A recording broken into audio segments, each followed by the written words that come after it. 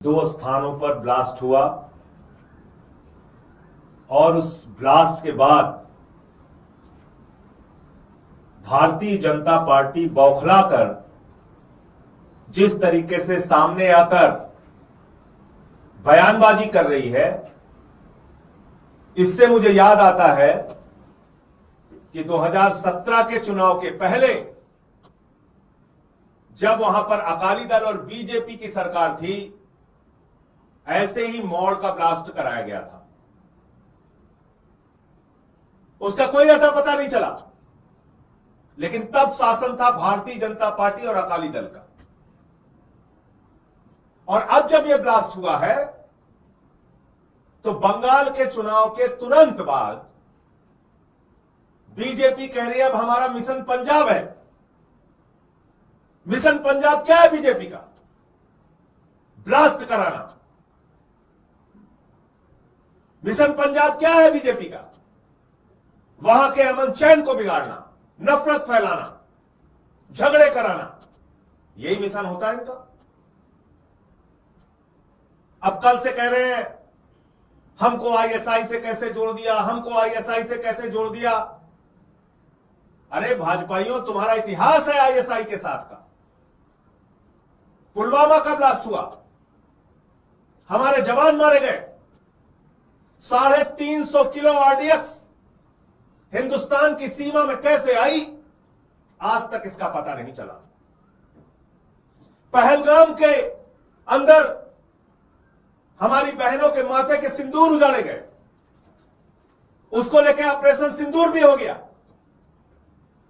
लेकिन आज तक इन सवालों का जवाब नहीं मिला कि वहां से सुरक्षा हटाई किसके आदेश से गई थी, किसका शासन है देश में, किसके हाथ में कानून व्यवस्था है जम्मू कश्मीर की? भारतीय जनता पार्टी के हाथ में। और वहां सुरक्षा हटा ली गई।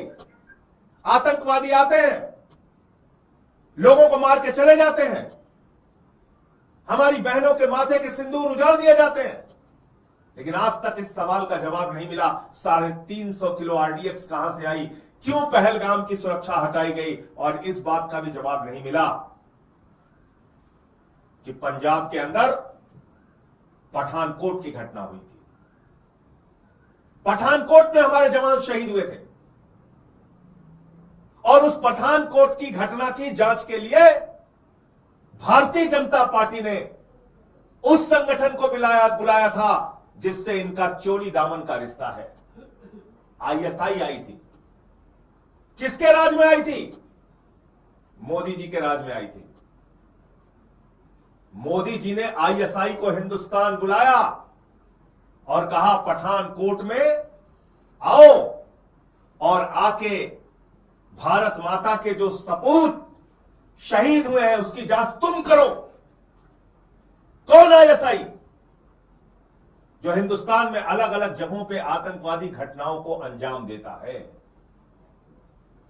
उस आईएसआई से बीजेपी का गहरा रिश्ता है और उसी आईएसआई के माध्यम से पूरे देश का अमन चैन बिगाड़ने का, ब्लास्ट कराने का, घटनाएं कराने का काम भारतीय जनता पार्टी करती है।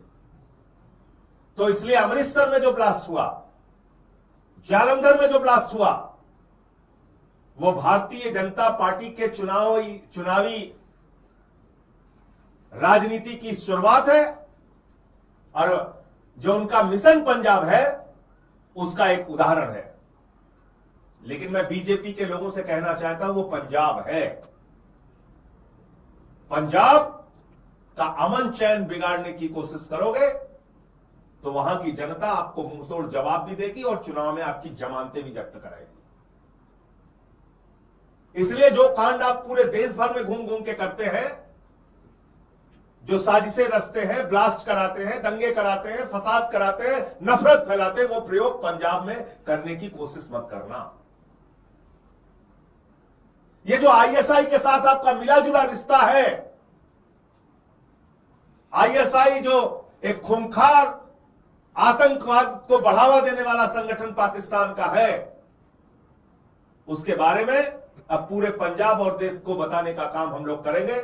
और इन सवालों के साथ जिसका जवाब आज तक देश खोज रहा है, पहलगाम के मामले में पुलवामा के मामले में, पठानकोट के मामले में और अब अमृतसर और जालंधर के मामले में। इसका जवाब तो देना होगा। ये खाली उछल उछल के अपने आरोपों को इनकार करना और उससे पल्ला झाड़ लेना ये चलेगा नहीं। हम लोग देख रहे हैं मणिपुर जल रहा है पिछले 3 साल से। कोई चिंता नहीं है प्रधानमंत्री को, कोई चिंता नहीं है गृह मंत्री को, कोई चिंता नहीं भारतीय जनता पार्टी को। वो चाहते हैं देश का माहौल खराब रहे, बिगड़ा रहे। हमने देखा बंगाल के अंदर किस तरह से चुनाव जीतने के बाद वहां पर हिंसा हो रही है। अभी कल तो वहां जो मुख्यमंत्री के दावेदार हैं शुभेंदु अधिकारी, उनके पीए की भी हत्या हो गई। उसके पहले तृणमूल के लोगों के ऊपर हमले हुए, उनके ऑफिस जलाए गए, उनके ऑफिसों में कब्जा किया गया। दिखाई दे रहा बंगाल में। यही बदलाव करने आए आप।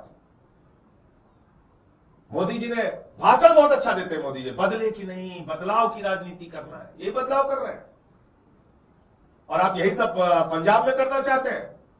इसलिए देश के लोगों को और पंजाब के लोगों को ऐसी घृणा फैलाने वाली पार्टी से सावधान रहना चाहिए। ऐसी ब्लास्ट कराने वाली और नफरत फैलाने वाली पार्टी से सावधान रहना चाहिए।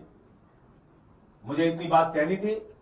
और आपको एक बात और याद दिला दूं कि जम्मू कश्मीर में इनके पार्टी के अंदर तो लश्कर तैयबा का आदमी भी पकड़ा गया था। इनके पार्टी का पदाधिकारी था जिसका सीधा सीधा रिश्ता वो लश्कर तैयबा के साथ था।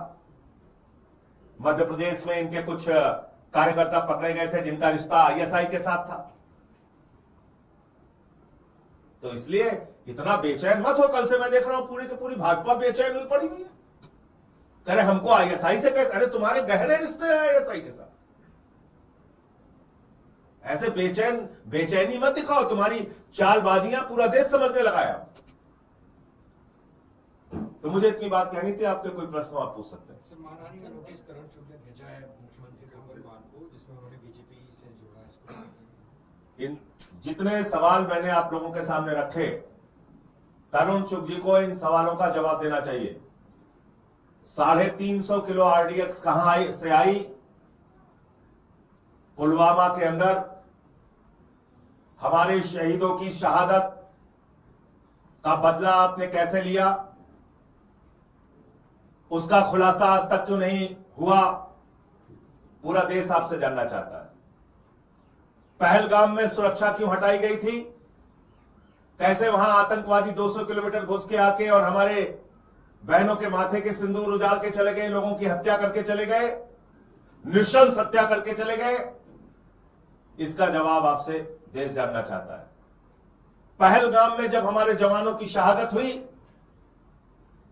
उस समय आपने आईएसआई जैसे खूंखार संगठन जो आतंकवादियों को बढ़ावा देता है पूरी दुनिया में, उस आईएसआई को बुलाकर आपने हमारे शहीदों की जांच क्यों कराई? इसका जवाब आपसे देश चाहता है। मॉड ब्लास्ट भी हुआ था उस समय मैं प्रभारी था पंजाब का। मैं आपको बता सकता हूं, तब भारतीय जनता पार्टी और अकाली दल की सरकार थी। ये भारतीय जनता पार्टी के काम करने का तरीका है देश भर में, जिसको लेकर भगवंत मान जी ने और हमारी पार्टी ने सवाल उठाया। इसलिए आपने जो नोटिस का जिक्र किया, नोटिस अगर उन्होंने भेजा है तो हम जवाब देंगे उसका।